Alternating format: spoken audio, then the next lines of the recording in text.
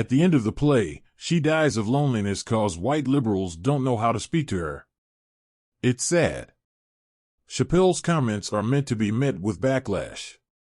He knows exactly what he's doing with this type of content. He wants to poke the bear and supposedly make the debate on equality and an equal playing field.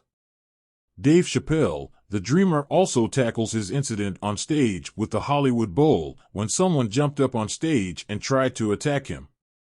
An incident that happened a mere 3 months after his friend Chris Rock was slapped on stage at the Oscars by Will Smith.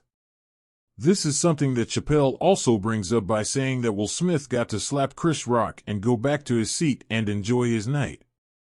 If that happened to him, Will Smith would not be going back to his seat and enjoying his night. Dave Chappelle, the Dreamer, has hype around it that we all can understand. The message at the core of the Netflix stand-up special is actually quite nice, since this is the theater where Dave is returning to his roots.